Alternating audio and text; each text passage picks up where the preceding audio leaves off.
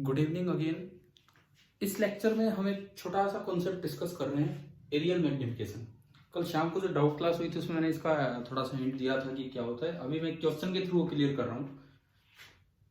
Aerial मतलब area, कि अगर जैसे कल एक बच्चे ने सवाल पूछा था क्या विड्थ बढ़ेगी, तो मैंने उसी पे जवाब दिया था, लेकिन अब मैं दोबारा से क्लियर कर रहा हूँ एक क्वेश्चन के साथ। एक सिंगल ऑब्जेक्ट है, उसकी मैग्नीफाइड इमेज बनती है m बराबर माइनस वी बाई यू से। 2 टाइम्स हुआ तो डबल इमेज होगी, 3 टाइम्स हुआ तो 3 टाइम्स होगी। लेकिन अगर वो दोनों डायमेंशंस में है, मतलब ये एक्सिस है और वो एरिया ऐसे बना हुआ है, तो एक्चुअली दोनों डायमेंशंस मैग्नीफाई होंगे तो एरिया कितना बढ़ेगा, अब हमें उस पर चलना है। तो इस क्वेश्चन के थ्रू हम ये सीखते हैं। स्क्वायर कार्ड शीट जिसका साइज बहुत छोटा है, 4 मिलीमीटर स्क्वायर, यानी कि 2 mm बाई 2 mm की एक साइड है, is being viewed through a concave mirror. हम उसको एक मिरर से देखें और फोकल लेंथ 10 सेंटीमीटर। तो अगर मैं इसका सॉल्यूशन स्टार्ट करूं, एक कॉन्केव मिरर है, ये आपका बना एक कॉन्केव मिरर, इसका प्रिंसिपल एक्सिस, और इस कॉन्केव मिरर की फोकल लेंथ है 10 सेंटीमीटर। एक्चुअली कॉन्केव मिरर और फोकल लेंथ 10 सेंटीमीटर का मतलब आपको विद साइन रखना होगा, तो f10 नहीं बल्कि f लिया जाएगा -10। वो ठीक है, वो लिखेगा ऐसे ही, वो तो मैग्नीट्यूड बता रहा है, लेंथ बता रहा है, लेकिन हमारे लिए f एक कोऑर्डिनेट है तो -10 बोला जाएगा।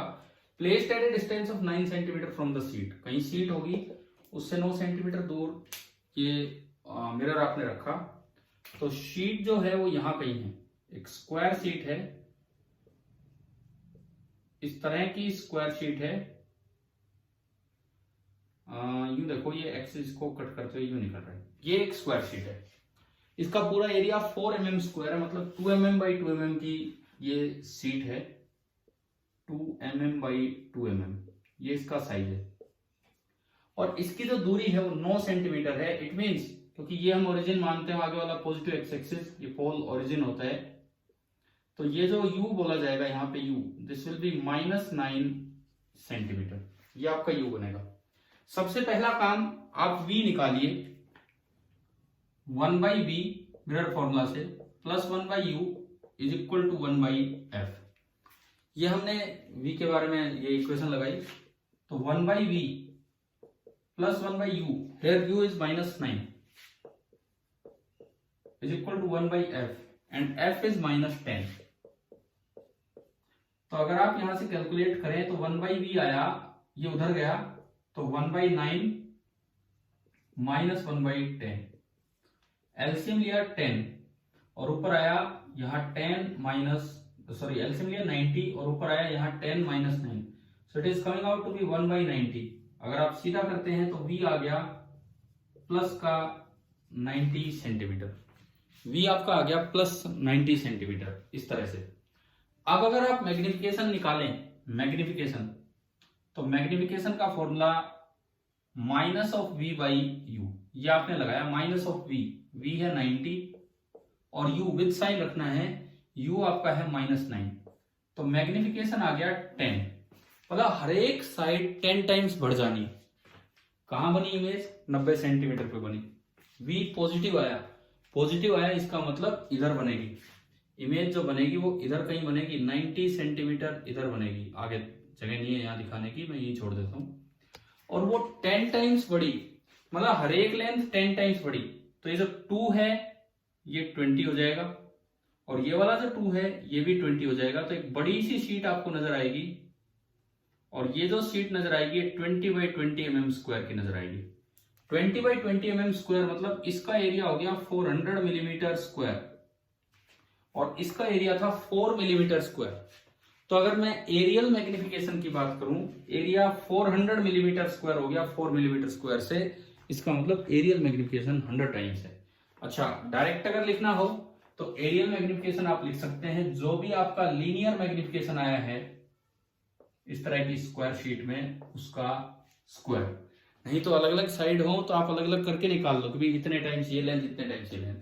फिलहाल अगर ये m10 आया तो m स्क्वायर आपका हो गया 100, and this is known as areal magnification.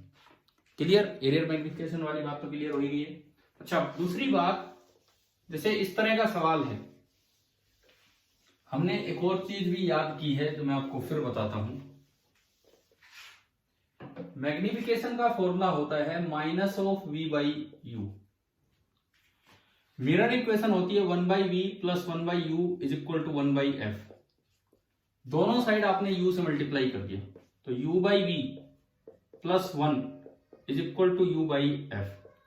तो यहां से u बाई वी आ गया u बाई एफ माइनस 1।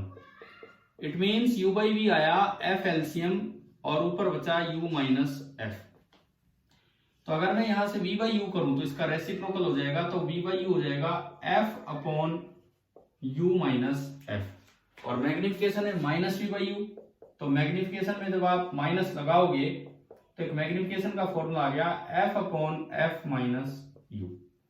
यानी कि ऐसे सवाल में अगर आप ये शॉर्ट ट्रिक याद रखते हो, फॉर्मूला याद रखते हो f upon F minus you, तो आपको v कैलकुलेट करने की जरूरत है। दोबारा आओ इस सवाल पे, ये कहता है f है माइनस 10 और u है माइनस 9, डायरेक्ट दे रखा है, तो आपको v नहीं निकालना। f है minus 10 upon f again minus 10 and u minus 9, तो माइनस ऑफ माइनस 9, तो ये बना minus 10 upon minus 10 plus 9 minus 1, यानी कि सीधा डायरेक्ट आ रहा है कि मैग्निफिकेशन 10 होगा। मतलब बहुत बार ऐसा होगा कि आपको v नहीं कैलकुलेट करना, मैग्निफिकेशन कैलकुलेट करना है, तो रिफ्लेक्शन में ऐसे क्वेश्चंस के लिए आप सीधा याद करो f upon F minus you. एक स्टेप बच जाता है उससे, पहले v कैलकुलेट कर रहे हो फिर कैलकुलेट कर रहे हो, तो डायरेक्ट लीनियर मैग्निफिकेशन आ गया f upon F minus you. कल शाम की जो इवनिंग डाउट क्लास थी उसमें भी मैंने फॉर्मूला बताया था, तो आप ये देखें कि ये कैसे यूज किया है। अच्छा, फिर एक और भी फॉर्मूला मैंने दिया था इन टर्म्स ऑफ v, वो कम यूज होता है, ये ज्यादा यूज होता है। अगर मान लो u नहीं पता हो, v पता हो और h पता हो, तो मैग्निफिकेशन कैसे निकालें, वो एक्चुअली कम यूज होगा, लेकिन फिर भी कभी कभार करवा लें तो देखो। और उतने भी ज्यादा फॉर्मूले याद करने की जरूरत नहीं है, basic formula minus v by you और एक ये, इससे काम चल जाएगा। बट अगर v की टर्म्स में निकालना है तो दोनों साइड v से मल्टीप्लाई कर दो, v by v plus v by u is equal to v by f. Now v by v is 1 plus v by u is v by f. तो अगर मैं यहां से v बाई यू निकालूं तो v by u is coming out to be v by f minus 1।